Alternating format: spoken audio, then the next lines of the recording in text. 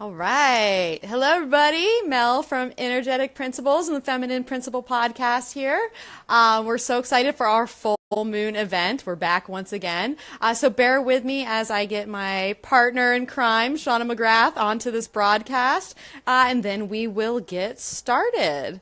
So let's invite Shawna. All right, Shawna is invited. And we will wait to see. Will she be here? Is she coming? I think she is. Yeah, so we're so excited for this full moon in Taurus. There she is. Let's add. All right, so add Shawna in. I tell you, what can't you do? So we're inviting her, and when she joins, there she is. Hi. She's here. I'm here. So did you share on your page on Neo Feminine? Damn it, I didn't.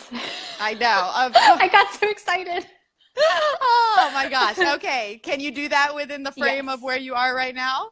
Yeah, hang on. Okay. Take your time. We want to make sure.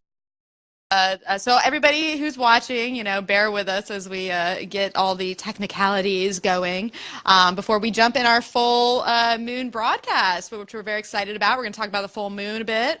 We're going to talk about some topics that we've chosen for this live event, and we'll preview our next episode, which will be very exciting too. So I might have to invite Shawna back in since she had to leave us for a second. Oh no, it says she's still invited. So yeah, so we will just wait that out. And then I will add what I'm doing onto our other page. So bear with us as we get all the specifics worked out here. Because that's, oh, no, not yet. Shawna, where are you? Okay, so let's see. Shawna, are you there? Recently invited. Can I not send it to you again? Oh, wants to join. Okay, so how do we do that? Add as guest. There we go. Everybody that's hey Jen, I see you out there. Okay. I'm There back we for are. real. Are you back? No, she's back. Okay, so you tell our viewers who you are, and I'm going to go ahead and share. Okay, I will do that. Hey guys. So my name is Shawna, and I am co-host with Mel on the Feminine Principle podcast. So we're really excited to connect with you today. We wanted to do another Facebook Live because it was so much fun to do the one that we did about a month ago. And we love sharing the astrology with you, but then we also love connecting with you and hearing how it's going. Hi, Miguel. Hi. And if you're watching, it would be great if you can comment to let us know where you're tuning in from. We always love learning where our listeners are. We're finding that we have listeners all throughout the world, which is kind of crazy, really cool. Mel and I are both in San Diego, but we have listeners throughout the US, in Europe, Australia, all of the Even places. down under. Even down under, yeah. So, so the purpose of this podcast is to connect with you all, to share how we're feeling with this full moon, and then to answer some frequently asked questions that we get from listeners of the podcast. So these are questions that we actually get from you. And even if you haven't reached out to us to ask some of these questions, maybe this is something that will help you, especially as you're listening to the podcast over time or just learning more about astrology. Sonia, what's up? Ah, my girl Sonia. Oh, sweet. So much love. So much Nice. love for you.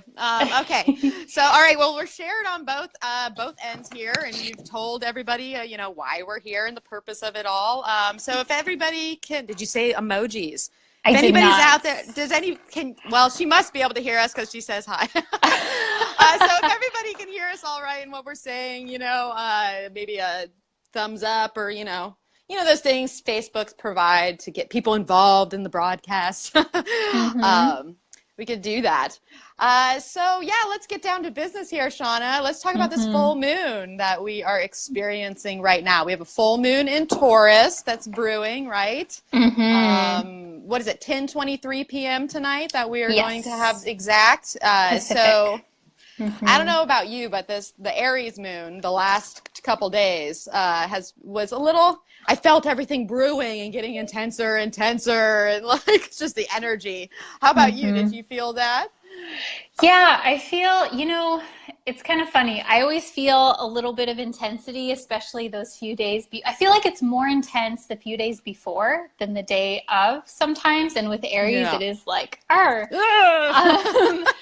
I gotta say, I've been feeling pretty good. Like sometimes when there's a full moon, I feel more like anxiety. And I think with this one, because we have the other planetary energy involving Uranus, I'm feeling good. Like life is looking up. I still feel a little bit like intense, but I feel pretty good. Oh, good. Yes. Well, I definitely feel the tense, the tense. I don't know if you've had any outer manifestations, but for me on my end, I went to a cat dentist this morning because my cat has a broken tooth, and it's going to cost, on the low end, $2,500 to root canal this tooth. So if you see me with a GoFundMe page soon for this cat. For your kitty. I know. Tell us, what's your kitty's name? Kitty's name is Loretta. She was rescued in March, and we affectionately call her Lemon because we kind of got a lemon. She's got some issues, unfortunately, but she's a lovable cat. She's so sweet, and so we want to do the best for her. So we will just have to wait and see. So that was one of the developments this morning, especially Taurus moon. Money. Like actual physicals, they want a lot of it from us. Or like my boyfriend just got speaking of Venus, in opposition to Uranus and sextile Saturn, he got a job offer out of the blue. Wasn't even asking for it. Yes. What? It just arrived, and he's not that crazy about his own job sometimes. And so he's weighing those things out. And so that's a manifestation that happened. But this is also someone with a Taurus moon themselves. So anybody, so if you have a Taurus moon or you have that Taurus energy, or signs that might work with that, earth or water signs, you're probably going to maybe have a surprising, but somewhat of a flow. But he was at a crossroads with it, so it is Saturn versus Uranus. Do I stay or should I go?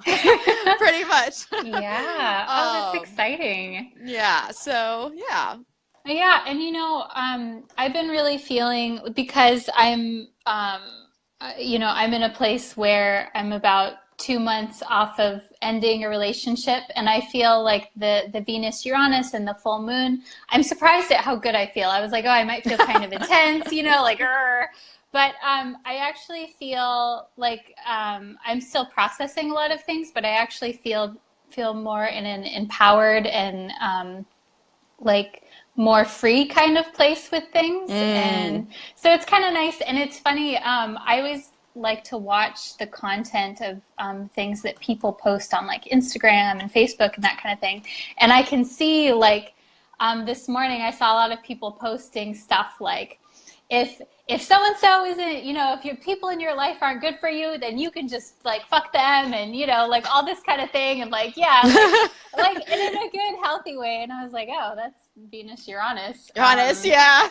Yeah, and it's kind of like the emotional tone I'm feeling. Like I'm seeing a lot of people that are standing up for themselves where they need to be standing up for themselves. That's interesting too, because it's a manifestation of what's going on with my boyfriend. Like that's the thing, is he's not happy because he's not standing up for the things that he really wants. And so here this opportunity just comes out of the blue for him to consider. So it's funny how Uranus works. So yeah, I'm definitely feeling I was telling Shawna before we got on this broadcast that I don't know if it's the nerves or whatever, but I'm sweating profusely and it's not even hot. So I don't know if it's this full moon, if it's all the influx that I've drinking. or what, but yeah, so TMI. So should we start to talk about some of these topics that we brought to discussion today? Yeah, let's do it. Do you want to kick us in with the first whatever Yeah. we're doing? Yeah, what do we do? So the first question that we'll share that that I get a lot, I don't know about you, Mel, but a lot of people ask me in almost kind of like a curious, innocent way. They'll be like, so what is astrology? Like, what is it? Why does it work? Like, what is this thing? And sometimes people will be like, how do you know what the things are? Like, how do you make the videos? How do you make the podcast and that kind of thing? And this is a big topic that we probably will not have a definitive answer on today because it's hotly debated. But it feels important to talk about because you know, people want to know, what is it? What, you know, how do we use it and that kind of thing. So what is it, Shawna? What is it? Do we know? Yeah. So what do you think, Mel? I'm curious. Well, you know, it's so funny. Well, we kind of propose, you know, is it a science? Is it a pseudoscience? Is it divination? You know, what is it? And it's so funny because it actually was a science before we knew what science was. Because that's the thing, like way back in the day and all, you know, the traditional astrologers, they were both astronomers and astrologers. That was like one and two things. You weren't one or the other. You were both. You know, as you're tracking the sky, you're adding that symbolism and that meaning as you're watching that slow progress of everything moving. And so basically astronomy and astrology were born from the same place, right? You know? So it's so funny when we finally had our like scientific revolution, how, and you know, a handful of centuries ago, when it was basically started to split apart, and now we have science like, astrology doesn't work, you know. But the reality is the whole thing was a package deal, you know, originally. So that's the thing. And I just have to say, though, for a lot of people out there, because there are a lot of people out there that do not believe in this, and I honor that. That is not a problem for me, because, you know, a lot of people don't believe in a lot of things. Yes. But my thing is that if someone has studied it extensively for years on end, and you only have an opinion that you have not thoroughly researched, do not get on that horse. You don't know. You don't know. So don't argue with me that it's false when I've spent years researching it. You know what I mean? How do you feel about that? Yeah, so this is something that I've been thinking a lot about lately because there's a project that and you'll know what I'm talking about. There's a project that I was working on through this summer where it was a more scientific and linear kind of approach to astrology. And so a part of that process was to look at some experiments that Carl Jung did with astrology and compatibility. He looked at married couples and their sun and moon signs and that kind of thing. And it was interesting because what he found was that astrology, he couldn't recreate the same effect every single time. And when you're doing a scientific study, it's based on doing one thing and then having the same effect, doing that thing again and having the same effect. And astrology is kind of like, it's kind of an outlier. And he found that it wouldn't give the same exact result, but it would give significant results. There was, and this is where he got the term synchronicity. And so, even in all of the papers that he wrote, he was like, listen, it's not necessarily scientific, but there's something here. And I think that I would love to see more research done on it. And I think there's been just a few studies, but I think that I see astrology more as a divination tool because it works with symbology. And exactly. Like the nature of, and I think this goes back to what you were saying before, Mel, was before the ancients, they used, you were an astronomer and an astrologer at the same time. And during that time, our whole worldview was that the world is always giving us symbols and that we're connected to our external environment. Exactly. And so like that's where symbolism comes in and that's where divination comes in. And in our modern world, we've separated those two.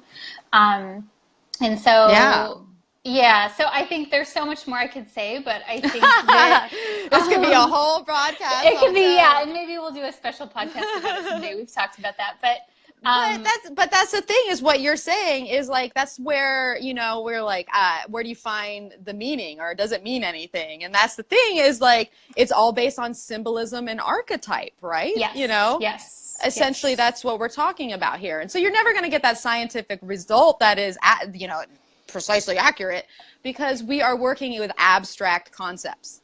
When you're working with abstractions, you can't pull out the distinction, you know what I mean? Like, you can't finite something necessarily that is abstract. Does that make sense? Yeah, and I think that it speaks to life being more complex than just this objective thing that we can, life itself cannot be measured. It can be measured, but then there's always this certain something where you can't pin it down exactly. And that's, you know, that's the spiritual, that's the magic of things. Exactly. And so the way I look at it, pretty much with, you know, if we're working off of symbolism and archetype, you know, essentially we are intuiting the meaning through the symbolism. Yes. And yes. that is where the spiritual aspect comes in, is because we are working with, you know, these things, and then it is the astrologer's job to basically intuit what that means. And how you do that is another thing that is not necessarily scientifically tested either.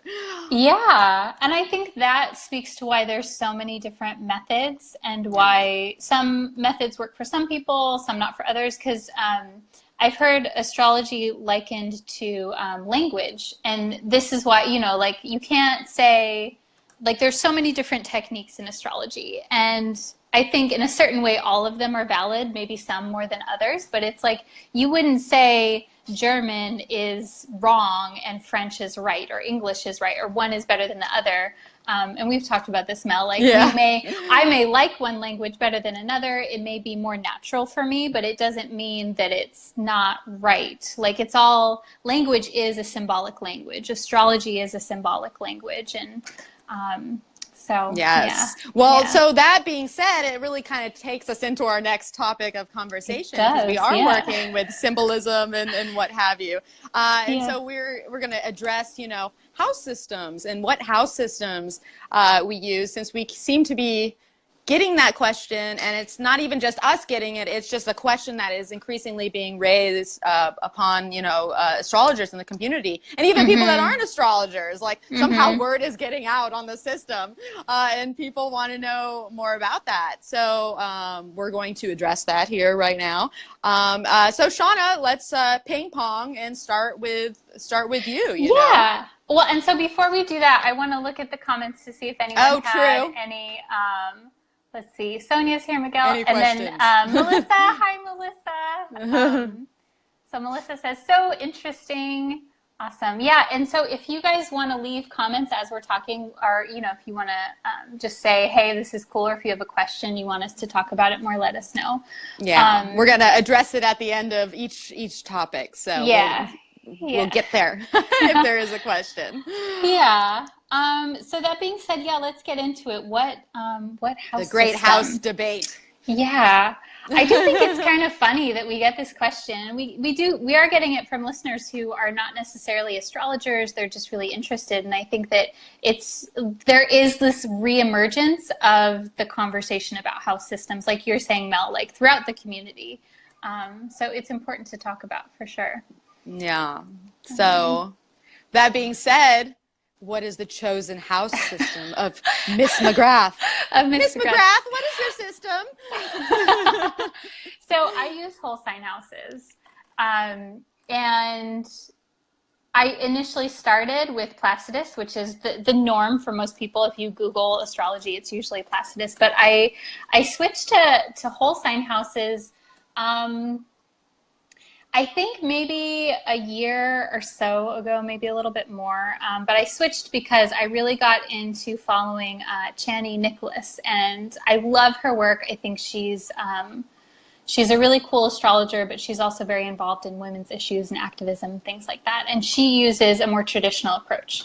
I think she does Hellenistic astrology. I don't know that she calls it that, but in that system, she uses whole signs. And then around that same time, I found Chris Brennan with the Astrology podcast and was listening to more of his stuff. And the more that I researched this system, it just really clicked for me. Yeah. And so I tested it, and it changed one of my major planets that's kind of been like an issue for me. And so this is something, you know, a lot of people talk about. Like, sweet relief. No, not even that, but I was like, the change actually should make it easier for me. And I'm like, wait, but it's not fucking easy. Like, what's happening here? So it's like, it's so much more complicated than that. But I've just found that that is what really works for me, is whole sign houses. Yeah. Cool. Yeah. So Miguel thinks it's an interesting talk. I think it is too. We love talking about this stuff. So, you know, on my end, I've had my own great house debate, right? You know, and I've really come to the terms that it's a subjective thing, you know? Yes. So here we are coming back to symbolism once again. And symbolism can be drawn up in many different ways, and it's really back to the astrologer's interpretation of that symbol and how it's really laid out, regardless of what system you're using. Because some astrologers barely even use houses or house systems. Like, they have a whole other thing. It's aspects or harmonics, or, you know, just all these different ways of approaching it. So that's why it's good to test systems, like, you know, because that's the thing, is like one astrologer can look at a chart, another astrologer could look at a chart, two completely separate systems, probably arrive at similar conclusions. And then to me, it almost symbolizes like astrologers in ourselves, just like the chart is like much like a fingerprint, you know, it's unique in that way. And that's the thing with intuiting symbols. But all that being said, as far as like, what, you know, the house system that I use, like the main bulk of my astrological study was more on the psychological and evolutionary bent that I've been studying for many years now. But it wasn't until about a year or so ago that I started getting in traditional astrology, which really has been speaking to me, like certain traditional techniques. And so I'm kind of basing myself into, I don't even know if this is a term, but I'll coin it if it's not, a modern traditionalist. Because I feel there's value in both. And it's so interesting because like you said, Shawna, you know, you switched, you know, about a year ago or so. And that's the thing, is this whole sign house system, which I'm very interested in, is something that, even though it's ancient, it's the oldest system. It has not even been rediscovered until the last 20 years or so. So it's almost the newest system within systems, even though it's the oldest system. So that being said, most of the time of my practice, I've been using the Koch system. And then over time, in the last year or so, as I've developed more traditional techniques, I'm using whole houses with a quadrant overlay, in a sense. So I'm basically using a whole houses, but using the Koch quadrants to kind of, because it's a time-based system. And so I use those cusps more for like timing techniques for when something's more poignant, in a sense. So I'm really like getting those two things. And you know, the thing is if a client has a preference too, because more and more people are becoming very much involved in astrology, maybe they're not, you know. So if they are and they have a preference, I will honor their preference. You know, you want to get red in porphyry, you're gonna get red in porphyry. Regio Montanus, sure. Sign me up. So it's that's the thing. Is the client has a preference, sure, but for me, I've really been embracing this kind of overlay technique that is based in whole signs and quadrant division. So yeah. Yeah, I love both that. Work, right? Well, and I think it speaks to, number one, that people, even astrologers, we're always evolving our practice. And I think that's the sign of not even just a good astrologer, but any kind of practitioner. They're always sharpening their tools. They're always learning new techniques and seeing what works and what doesn't work and what works better. And I think that also, people are becoming more interested in astrology, and people have certain preferences. And so it's good for us to know what works for us. But then, what I hear you saying is that you're really open to doing what works for the people that you work with as well. Yeah, I mean, that's the thing is, like we were talking about earlier, Shawna, is like we're right back to symbolism and archetype. Mm-hmm. So how we get there is, is kind of like to say there's one right way and there's not another right way. That's wrong. Yeah, exactly. There is no right way. It's what you're guided to that speaks to you. Exactly. It's absolutely, and that's the thing is it's experience, right? You have to test these methods. You have to test on either end. And that's why I love that because of like things like Project Hindsight that have brought traditional astrology into the forefront in the last, since the 90s, these things are actually being questioned. They weren't questioned before because, like you're saying with Placidus and using Placidus, that was what was available in a sense with the tables. So people use that because that's what they had, So. Yeah. And I think that's one thing that I would encourage our listeners to is to always question, and not to question it from like that it's not right, but to anything that you read or listen to or any kind of technique, really look at it and not just take it for fact. Be like, does this work for me? And, how do I feel? Does this work versus this work? What really clicks? And because that is when we're tuning into the symbolism, and that's when we're using it as a divination tool. Exactly. So I guess that being said, if our listeners want to know more about this type of topic or what we're talking about and these intricacies of astrology and all the different types of what is out there, we were entertaining the idea of maybe doing a special broadcast, especially for our patrons, around this type of thing. I see Jessica has a question with the whole sign. Well, you just missed that, Jess. So you're gonna have to rewind on that one. But we want to give you a shout out for coming in. Well, we both are saying Shawna's got the equal house system. Whole sign house system. And I do whole sign with a quadrant overlay and use them both. But yes, thanks for tuning in, Jessica. And I see Naomi out there. We talked about the full moon earlier. But yeah, we were talking about I had some pet issues. My boyfriend got a job offer out of the blue. Shawna's enjoying life. And we're feeling that Uranian influence and the tension arising. But so full moon fever up in here. So we addressed houses.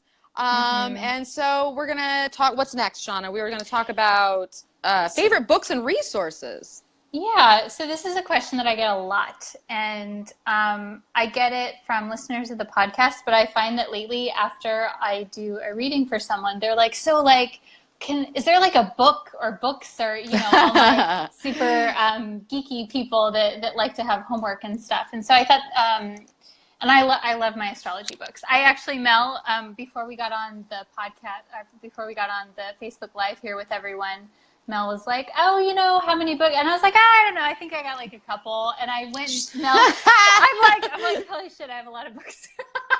I had a lot more than I thought to recommend. We're going to have to do Shawna's book hour at some point here. It could be. I know. I got a whole room of them myself. I hear you, girl. Yeah. So I guess I just have a couple.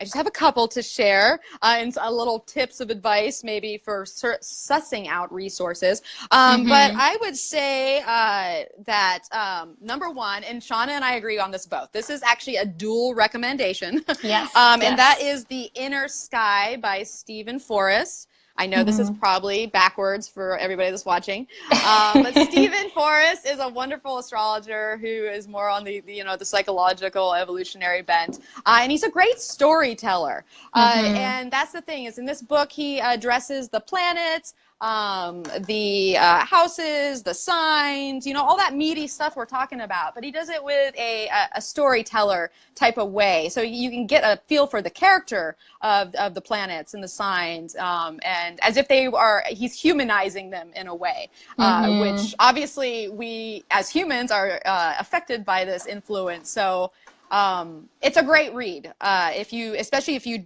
don't know that much about astrology, he helps makes it a little more concise.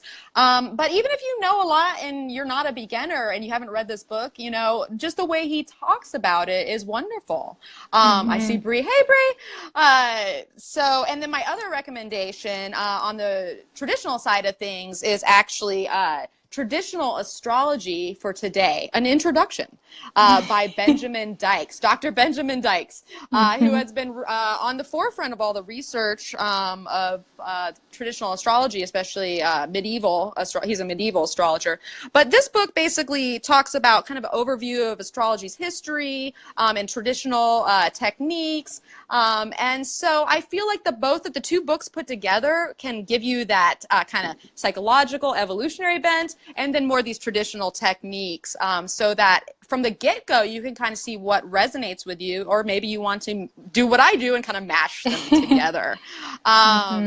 So Shawna, share with us the books that you have. All those books.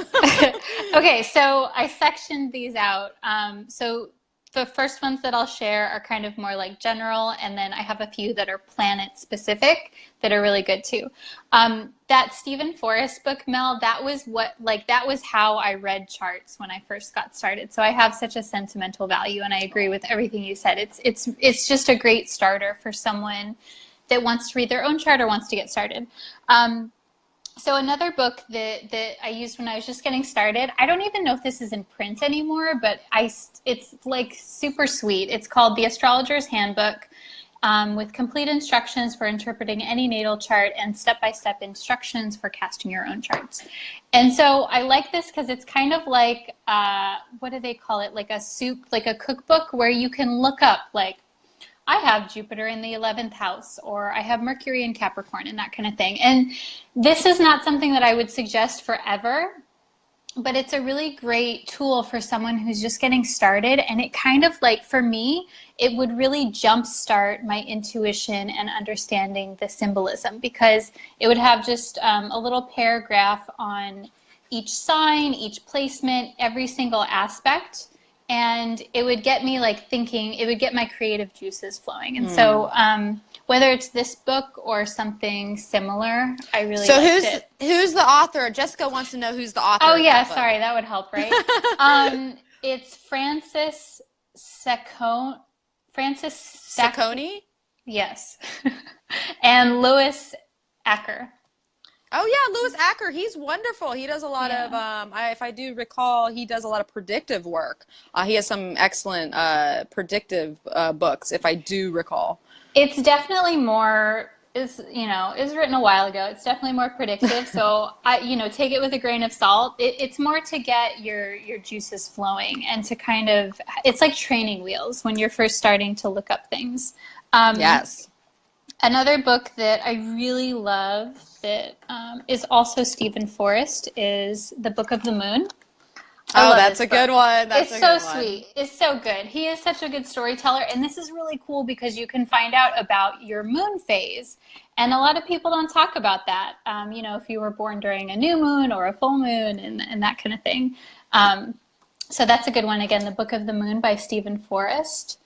And I also love this one, Astrology, Karma, and Transformation by Stephen Arroyo. Yeah, he's a great author. He has another great book, The Four Elements and something. Yes. I haven't read that. He is really good. I really love the way that he talks about things in an empowering way, and he really emphasizes more of a psychological perspective, but that we get to decide what it is that we do with things. So I love that. Yeah. Now I'm all curious about what that book is called. Of course, I can't get to it that quick. Oh, but, I haven't heard of that one. The funny thing is that you brought that up, and I want to say that was my first astrology book, and the fact that I didn't share it. No, not that one. The one I'm trying to. Oh, here I got it. Astrology.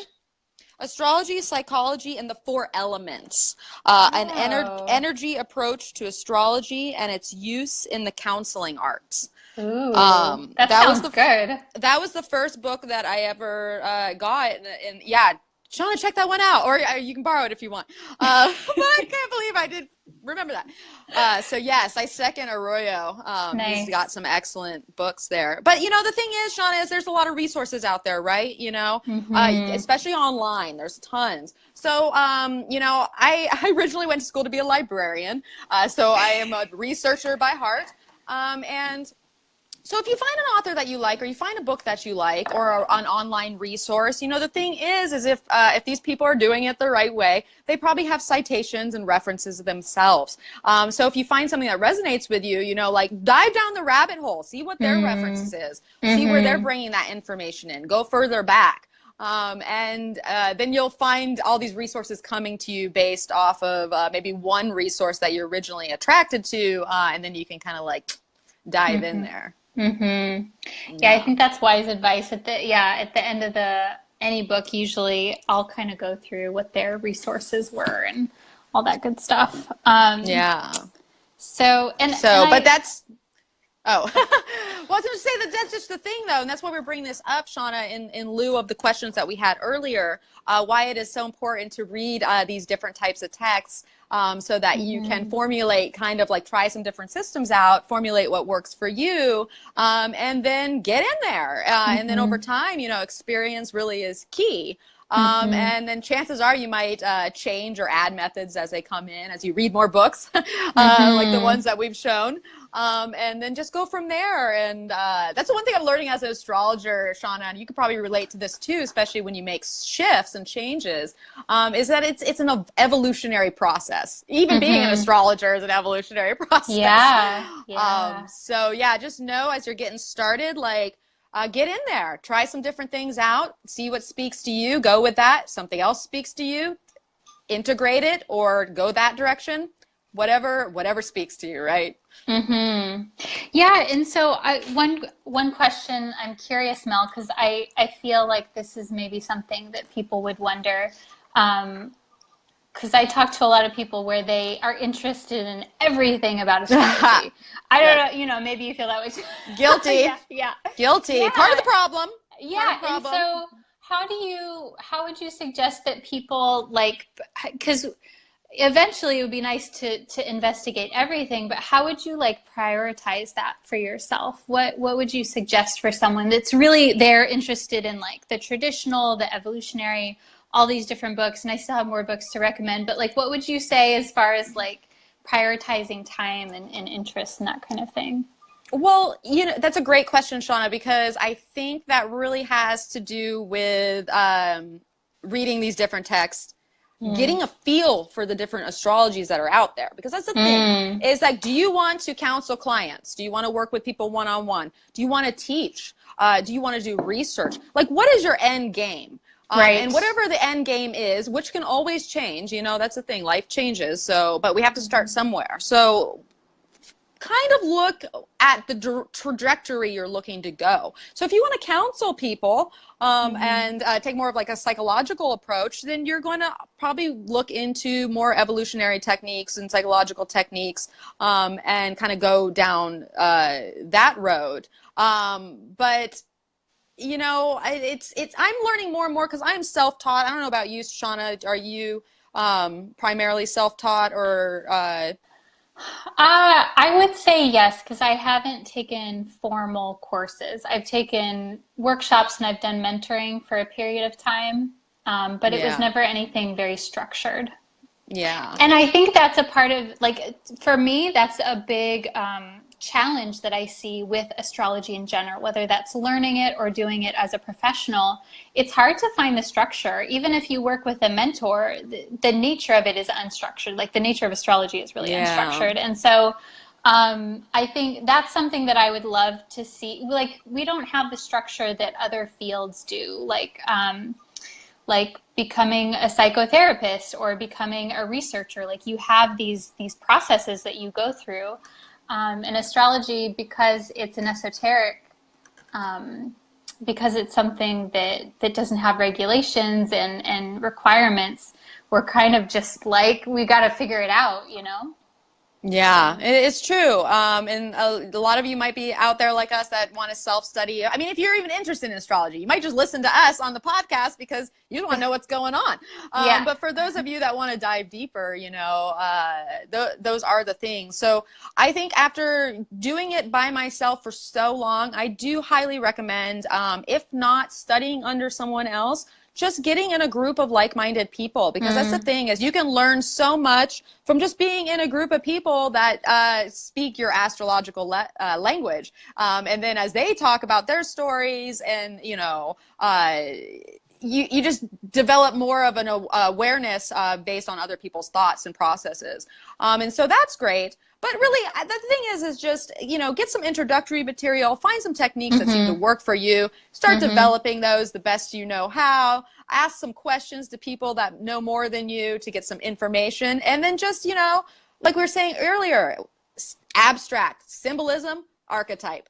There's so many ways to do this, and you're just intuiting the symbols and what works for you. Like, I don't know if Jessica's still in the broadcast right now, but I remember her coming to me at our Astrological Society meeting saying, you know, my teacher wants to know why I see it like this. I just see it. I just understand the symbols. And so there's a little paradox to that. Like, maybe she couldn't explain what the symbol necessarily meant, but she was still intuiting what it meant. So there is this loosey-goosey type of vibe when it comes to reading an astrology chart. And like I said earlier, no two astrologers are the same. So yeah, just experience charts, and more charts. And then you'll see the pattern. Yeah, I agree. So.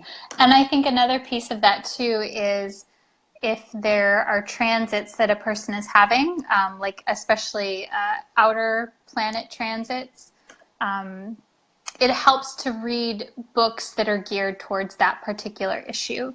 Because so like for me, having Pluto. Pluto and my son, I've been reading a lot about Pluto lately, and I'm already a Pluto person like you, Mel, where I have Pluto very strong in my chart, or active in my chart. And so so that archetype is very present in my life right now. And so I benefit from exploring what the possibilities of that archetype are. And so I'm finding that when I talk to people, I do recommend, you know, even if it's not a book specifically about Pluto, it's maybe, you know, like Stephen Arro's book that focuses on the outer planets or something like that, versus a moon book. Or if they're like a really moon-oriented person, maybe I would suggest the Book of the Moon by Stephen Forrest, or that kind of thing. So I think that can be helpful too, to know what phase a person is in, to orient themselves that way. Cool, because it's so funny too, because you'll find yourself in different phases. You'll start off one thing, and then you'll find a new piece of information that's like, oh wow, like this opens all this up. This changes everything. So it really is. It's a journey, like life. Astrology is a journey. So, and I find the older we get, the more wisdom we, you know, take in, hopefully. And it really helps to develop your own understanding of the symbols based on your life experience. So I'd be willing to say the older an astrologer gets, hopefully the more, you know, weathered they are in a sense. You know, knowledge and wisdom wise. But yeah, so that's the thing. But yeah, those are good questions. I think we had good questions this time. And so let's talk about what's coming down the road. Yes. So we have our next episode that's going to come out on Sunday Pacific time at midnight. Sunday, what's the date? The 5th? The 5th, yeah. Yes. Yes. And so we are titling, it's for the week of November 6th, and what we are titling Inspiration and Innovation. Yay. So Shawna, what aspects do we have on board?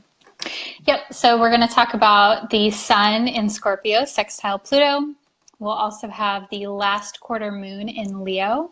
And then a really big one that we'll talk about is Saturn trining Uranus. And that's like a big, it's an important transit. So I'm really excited to talk about it. Yeah, takes a while. Yeah, yeah, It takes, yeah. it's once again, back on the journey. Yeah, Yeah. so yeah, we're coming off the full moon now, or not coming off of it. It's actually going to be at its full brightness, I believe, tonight at 10:23, I want to say, somewhere in that zone, in Taurus, 11 degrees Taurus, which Witeki, his symbol for 11 degrees is I become. So it's like we Aw, become something. We are I love stepping that. into a new role, a solid new role, especially with the stability of Taurus, hopefully. But next week, we're going to be talking about that last quarter moon in Leo, and drama might be kicked up a little bit as we feel some internal tensions coming on down the pipeline. So we'll have that. And then we have Sun sextile Pluto, which brings up, that's when you want to get out that Donna Cunningham book, Healing Yes. Pluto Problems. Yes. Heal my Pluto problems. I Help me, mean, Pluto. yes, we all got Pluto problems, especially any Cancers or Capricorns, Libras or Aries. All his cardinal signs are getting a little bit put through the ringer with Pluto since what we talked about in the podcast since 2008, right? That's when snuck in there. Yeah. So Jessica says, what about that Venus-Uranus opposition? Is that tonight also? I think that was that tonight or? It should be tonight because it's right close with the full moon. So it'll be it's like tonight. Everything's today. I know, it's so crazy. What One time was is this that? morning. One is later tonight, or one's in the afternoon. Oh, so no. So it's actually, it was Pacific time. It was early this morning. So it's in effect, I would say, like full force today and then waning through the weekend. Yeah. But, Well, it's definitely building, I think. Like you were saying earlier, Shauna, you saw some people online being like, I'm standing up for myself. I'm going to go my own. I'm going to be my independent or what. Can't tie me down. They don't love you. Down. They can fuck off, Yeah, All pretty this much. good Venus-Uranus stuff. Yeah. And I think I was talking about earlier, my boyfriend's Venus-Uranus moment, something coming out of the blue, actually started to happen earlier on in the week. So this has been brewing probably maybe since Monday, Tuesday, and now we're apexing in the opposition. So expect the unexpected, especially tonight. If anybody's going out I'm sure there's plenty of you that want to have some full moon or Friday night festivities, and even tomorrow, all right, especially if y'all are single. Any single people out there, you never know what could come down the pipeline right now. So get out there, I guess. But just be aware it could be not necessarily short-lived, but it could be just a fun, exciting experience, short-term experience. But maybe not. We have the Saturn there, so. Yeah, I think it's hard to tell. I think anytime Uranus is around, it's good to be open to saying yes to something that comes in. And also to just to do something fun and creative even. Like I know today, I'm really excited. I'm going to go to Michael's and I'm going to get some beads. I haven't made any mala necklaces in quite some time, so I'm going to do that. And How then, Taurus. Yeah, the right? jewelry. I was like, oh, this will be perfect, and it's very soothing. And then tonight, if people that are listening are in San Diego, I'm hosting a full moon meditation circle tonight at 6:00 at the beach, and so that's a cool way to get out there and do something fun. Yeah, especially on a Taurus full moon, right? Get out in nature and just feel. By the ocean. Yeah, it's really sweet. It's very sensual. So all you lovers out there tonight. Bow, chicka, bow, bow, bow. Or maybe we'll see. But yeah, so yeah, I'm looking forward to next week. We got more. It seems like it's going to have some developments, especially coming off this full moon. So we will just have to wait and see. But once again, that episode is going to go live on Sunday at midnight Pacific time. So yeah, so Shawna, do you want to tell them how they can get involved with said podcast? Yeah, so you want to get involved with the podcast. A great way to do that is to connect with us on Instagram or Facebook under Feminine Principle Podcast. And then another cool way is to become a patron of the podcast. So when you do that, you get our really cool show notes, and that has all the details of the aspects. You get that right when the podcast episode becomes live. So every single week, you'll get the notes and the tarot card that Mel pulls. You'll get all of that stuff, reflection questions. And so you can do that by going to feminineprinciplepodcast.podbean.com. Yes, and she always forgets to say that the action items on there too. I do forget. Which There's so many things. That's the thing, so many things. Only for $5 a month, why not? Yeah, and one of your action items this week was to get out into nature and feel all that. And I've been walking in the park every day, and it's felt great. So I highly recommend that part of the action item. Yeah. So nice. But yeah, so you know how to come support us if you want to become a patron and where to find us. And you did say feminineprinciplepodcast.podbean.com. Yes. Where you can actually listen to us and support us. Yes. Yes, and we are on Facebook and Instagram at Feminine Principle Podcast. It's long, but it's worth it. No, so I don't even know what that means. So if you want to, it's like, whoa, it's not that kind of fun. Taurus full moon,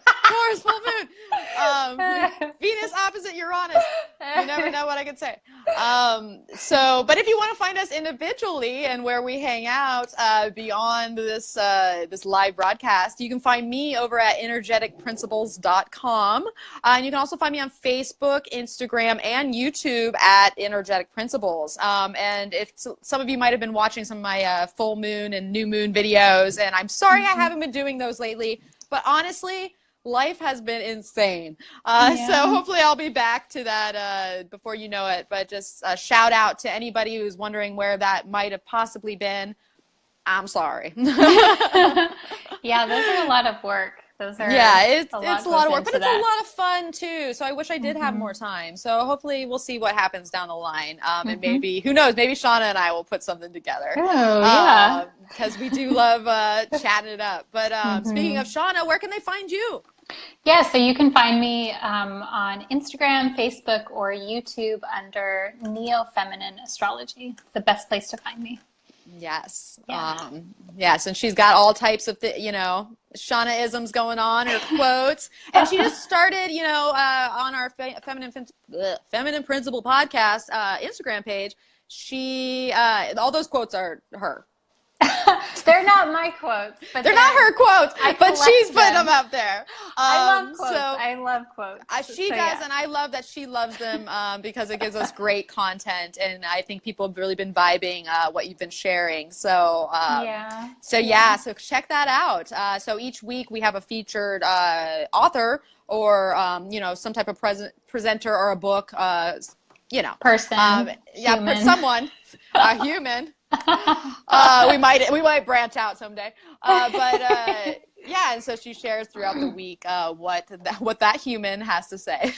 Usually they're very good and it's really nice because with the podcast, I really love doing it this way because we have the theme, and then it's so much information, and so even if a person listens to the podcast, by following us on Instagram and seeing the little quotes, it kind of keeps planting that it's like a nice little reminder of what's going on in the week. So it's really cool. Yeah. So great. All right. Well, what do we got left here? We're just going to say, for all of you viewers that might not be viewing right now, that you're going to view the live replay, you know, give us a shout out, leave us a comment, you know, what you're thinking about the full moon, what you're thinking about some of the topics that we discussed here today about astrology, house division, the book recommendations, all that kind of jazz. And even if you want to see particular content coming up down the road, we would love for you to comment and share what it is you want to know or what you want us to discuss or talk about. Because we plan on being back, right, Shawna? Yes, yeah. So we got to know what to talk about. Yeah, and even if it's something more involved too, because Mel and I, we've talked a little bit about doing you know, something special for our patrons where maybe it's something that's a little more in-depth than what we can do on a Facebook Live. So everything's fair game. Don't be shy to ask more about what you want to know about. Get those thoughts and questions out there, because that's the whole purpose of community, right? You know, we got to share with each other so that we can enrich and enliven each other. So, well, that being said, you know, I think we had a wonderful Facebook Live session. I don't know about you, Shawna. I'm digging it. Had a nice turnout. We thank everybody for coming down, who came to visit us. I see Tasha. I love it. All my friends are like just randomly popping up during this broadcast. And not astrology people. So I love that maybe they're curious too of what's going on there. So thanks for tuning in. We appreciate it. So any last words, Shawna? Yeah, just sending lots of love, and thank you everyone for listening. Even if you don't comment, like we always appreciate. We feel it. We totally feel it. So it's really sweet, and I love it. And thanks. Yes, thank you from me as well. So, all right, everybody, we'll have a fabulous full moon, and we look forward to being back next month. So until then, may the stars be with you. Namaste.